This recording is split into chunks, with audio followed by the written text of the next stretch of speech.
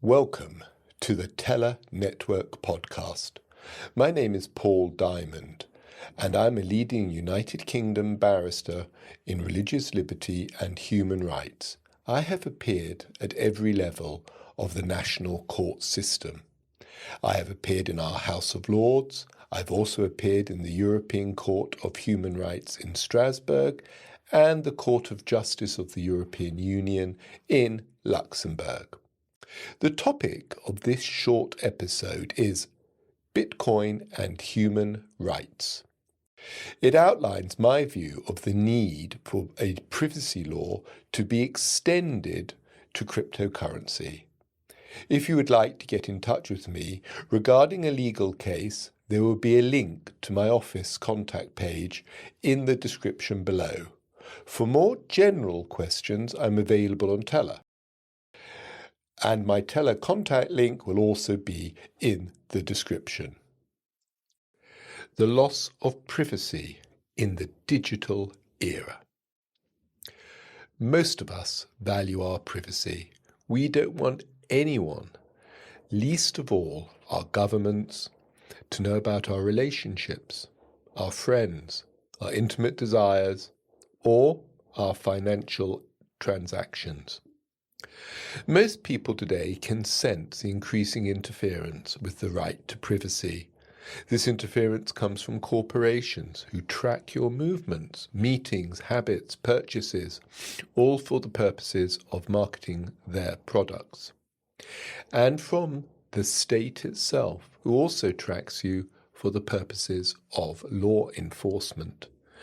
The term human rights is becoming less and less meaningful. The golden post-war era of freedom is now long past. More and more of us know that we're becoming subject to a social credit system, and in fact, whether you know it or not. If you have the wrong opinion, social identity or religious conviction, you can be deplatformed for the expression of your views. If a large enough group of people are stirred up against you online and your employer can't take the media pressure, you could lose your job. It's impossible to know what will be permissible to say tomorrow, in a few years' time. The rules are arbitrary, they're constantly changing. Many people reason that it's best to say nothing. The threat to free speech. It no longer comes from the autocrats or the despots, but from those who claim to speak for justice. They appeal to our kindness, the values that we respect, such as freedom from hatred and freedom from prejudice. They argue, be no equality in society if people are permitted to express bad ideas. So if the speech is hateful, people don't like it, then it's good to prevent that speech. Most people think this is entirely reasonable until, of course, they encounter the thought police when someone else declares their speech to be hateful. The loss of financial freedom in the digital era. The reach of deplatforming has expanded. It can now affect your bank account. A bank can and will close your account because they don't like your political views. This is called debanking. You may not be upset when someone you don't like is debanked, but you probably would prefer not to be at risk of debanking yourself. Some people think the answer to this problem is to use cash as much as possible and thereby keep yourself safe from tracking and from debanking. However, we're moving very quickly away from a cashless society, so this will not be a viable approach for much longer. The push for a cashless society comes from many parties: the state, the corporations, and the customers. For all of them, credit cards are more convenient than cash. Cryptocurrencies and freedom. As cash disappears, an alternative is needed. The emergence of cryptocurrencies offers a new potential future. Bitcoin The first and most famous cryptocurrency is deeply attractive to those who want freedom. It allows direct transactions between individuals, is not controlled by the authorities, is not manipulated by private corporations, is not subject to devaluation, and it does not recognize borders, is universally available, and is relatively difficult to seize. And it is precisely because of these qualities that government will want to dissuade its use. Other cryptocurrencies are less decentralized, more governed, more monitored, but still offer more protection to their users than a bank account does. A cryptocurrency is, in a sense, a modernized, up-to-date, internet-native bank that offers programmable money and cryptographic guarantees to its users. We need privacy and freedom. We need to be able to think and argue and discuss in order to deal with the world and its problems. The freedom is just as important in a developed liberal state as it is in an authoritarian country like China. Both there and here, cryptocurrencies will soon be the only means to avoid the pressures of social conformity. The right to keep your secret keys safe. Are Bitcoin users completely safe from government overreach? Unfortunately, the answer is no.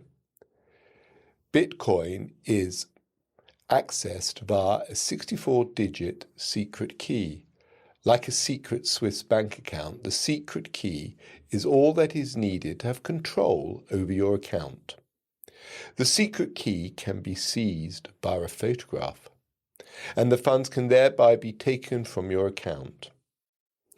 In a surveillance-driven world, protecting your secret keys from cameras is a real problem.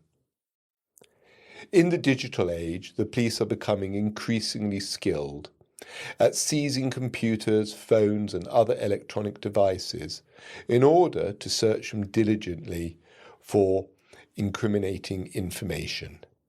If they find your secret keys and take the funds, will you have any real recourse? The only solution is to defend the citizens' right to privacy, their right to prevent the police searching their property at will.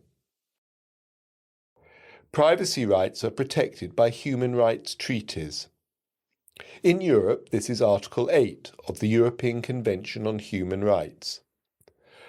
Further, a secret key is likely to be a property right within Article 1 of the first protocol of the European Convention on Human Rights.